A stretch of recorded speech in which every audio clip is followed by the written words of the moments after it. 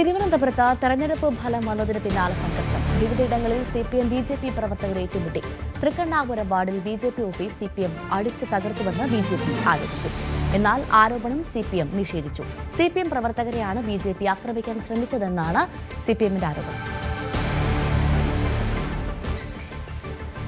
കഴിഞ്ഞ തവണ അഭിമാന വിജയം നേടിയ പന്തളം നഗരസഭ നഷ്ടമായത് ബിജെപിക്ക് കനത്ത തിരിച്ചടിയാണ്. ശബരിമലയിലെ സ്വർണ്ണപ്പാളി മോഷണം അടക്കം വിഷയമായിട്ടും തെരഞ്ഞെടുപ്പിൽ എൻഡിഎ 3ാം സ്ഥാനത്തേക്ക് പിന്തള്ളപ്പെട്ടു. 34-ൽ 14 സീറ്റുകൾ നേടി എൽഡിഎഫ് ഇവിടെ മുമ്പിലെത്തിയപ്പോൾ എൻഡിഎയുടെ 18 സീറ്റുകൾ ഇത്തവണ പകുതിയായി കുറഞ്ഞു. റാന്നി പെരുന്നാട് പഞ്ചായത്തിലെ ശബരിമല വാർഡിലും ബിജെപിക്ക് കനത്ത തിരിച്ചടിയാണ് ഉണ്ടായത്. നിയമസഭാ തെരഞ്ഞെടുപ്പിലും ശബരിമലയിലെ സ്വർണ്ണമോഷണം പ്രധാന വിഷയമായി ഉയർത്തിക്കാട്ടാനിരിക്കുന്ന ബിജെപിയെ പ്രതിരോധിക്കാൻ എൽഡിഎഫിന് കിട്ടിയ പിടിവള്ളിയാണ് പന്തളത്തെ ഈ നേട്ടം. കഴിഞ്ഞ തദ്ദേശ തെരഞ്ഞെടുപ്പിൽ ബിജെപി ഏറ്റവും അഭിമാനാർഹമായ വിജയം നേടിയ സ്ഥലമായിരുന്നു പന്തളം നഗരസഭ. തെക്കൻ കേരളത്തിൽ അന്ന് ബിജെപി അധികാരത്തിലേറിയ ഏക നഗരസഭ. ശബരിമല സ്ത്രീ പ്രവേശന വിഷയമായിരുന്നു പന്തളത്തെ കാവ് പുതപ്പിക്കാൻ ബിജെപിക്ക് തുണയായത്. സ്ത്രീ പ്രവേശനത്തിനെതിരെ നാമജപ ഘോഷയാത്രയുമായി തെരുവിലിറങ്ങിയ വീട്ടമ്മമാരടക്കമുള്ളവർ താമരയ്ക്ക് വോട്ടുകുത്തി. പന്തളത്തെ ആ മിന്നുന്ന വിജയം പാർട്ടി നേതാക്കൾ അന്നേറെ ഉയർത്തിക്കാട്ടിയിരുന്നു.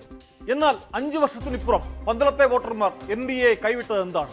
പന്തളത്തെ ഈ പരാജയം ബിജെപി ചോദിച്ചു വാങ്ങിയതാണെന്ന് വേണമെങ്കിൽ പറയാം. 18 സീറ്റുകളിൽ വിജയിച്ചാണ് 2020-ൽ എൻഡിഎ പന്തളത്ത് ഭരണം പിടിച്ചത്. എൽഡിഎഫ് 9 സീറ്റിലും UDF 5 സീറ്റിലും ഒതുങ്ങി. എന്നാൽ അധികാരത്തിലെത്തിയ വോട്ടർമാരെ കൊഞ്ഞനം കുത്തുന്ന തരത്തിലായിരുന്നു ഏറിയ കാലവും നഗരസഭാ ഭരണം. പാർട്ടിയിലെ പടലപ്പിണക്കം നഗരസഭാ ഭരണത്തിലും പലവട്ടം പ്രതിഫലിച്ചു. വിമത ശല്യം മൂലം ഭരണം നഷ്ടപ്പെട്ടേക്കുമെന്ന അവസ്ഥ വരെ ഉണ്ടായി. ആദ്യം നഗരസഭാ ചെയർപേഴ്സണായിരുന്ന Sushila Santhosh, deputy chairperson U Ramya എന്നിവർക്കെതിരെ ബിജെപിയിലെ വിമതന്റെ സഹായത്തോടെ എൽഡിഎഫ് അവിശ്വാസ പ്രമേയം കൊണ്ടുവന്നു. ഇത് ചർച്ചയ്ക്കെടുക്കുന്നതിന് തലേ ദിവസം ഇരുവരും രാജിവെച്ചു. എന്നാൽ വീണ്ടും നടന്ന ഭരണസമിതി തെരഞ്ഞെടുപ്പിൽ വിമർശനം ഉയർത്തിയവരെയും സ്വതന്ത്രനെയും ഒപ്പം നിർത്തി ഭരണം നിലനിർത്താൻ എൻഡിഎക്ക് കഴിഞ്ഞു.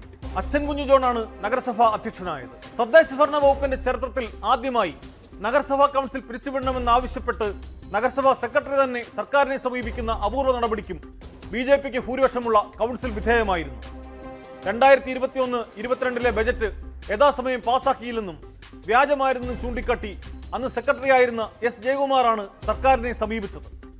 ഇതിൽ ആദ്യ നടപടിയായി സർക്കാർ നഗരസഭയുടെ അഭിപ്രായം തേടിയപ്പോൾ 19 കൗൺസിലർമാർ കൗൺസിൽ പിരിച്ചുവിടരുതെന്ന് ആവശ്യപ്പെട്ടു. പിന്നീട് ഇക്കാര്യത്തിൽ നടപടികളൊന്നും ഉണ്ടായില്ല.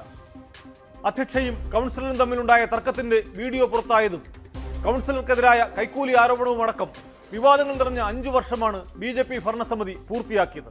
ഉജ്ജ്വല ജയം നേടിയിട്ടും ഭരണനഷ്ടമുണ്ടാവുകയെന്ന പ്രതിസന്ധി അന്ന് മറികടക്കാനായെങ്കിലും തെരഞ്ഞെടുപ്പിൽ ഭരണത്തുടർച്ച നിലനിർത്താനാകാത്തത് അവർക്ക് കനത്ത തിരിച്ചടിയായി.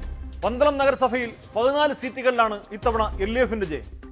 11 സീറ്റുകളിൽ UDF സ്ഥാനാർത്ഥികളും ജയിച്ചു. എൻഡിഎ ഇത്തവണ 9 സീറ്റുകളിൽ. പന്തളത്ത് ഏറ്റവും അധികം സീറ്റുകൾ നേടുന്ന മുന്നണിയാകാനായത് സംസ്ഥാന തലത്തിൽ കനത്ത തിരിച്ചടിയേറ്റ ഇടതുപക്ഷത്തിന് പറഞ്ഞു നിൽക്കാനുള്ള പിടിവള്ളിയാണ്. ശബരിമല സ്വർണ്ണപ്പാളി അടക്കമുള്ള വിവാദങ്ങൾ പന്തളത്ത് വലിയ തോതിൽ ചർച്ചയായിരുന്നു. വിഷയം എൻഡിഎ ഏറെ ഉയർത്തിക്കാട്ടുകയും ചെയ്തു. എന്നാൽ ഇത് വോട്ടാക്കി മാറ്റുന്നതിൽ അവർ പരാജയപ്പെട്ടുവെന്ന് വേണം തെരഞ്ഞെടുപ്പ് ഫലം വരുമ്പോൾ വിലയിരുത്താൻ. ശബരിമല ക്ഷേത്രം സ്ഥിതി ചെയ്യുന്ന പത്തനംതിട്ട റാന്നി പെരുന്നാട് ഗ്രാമപഞ്ചായത്തിലെ ശബരിമല വാർഡിലും എൽഡിഎഫ് അപ്രതീക്ഷിത വിജയം നേടി. ബിജെപിയുടെ സിറ്റിംഗ് വാർഡായിരുന്നു ശബരിമല.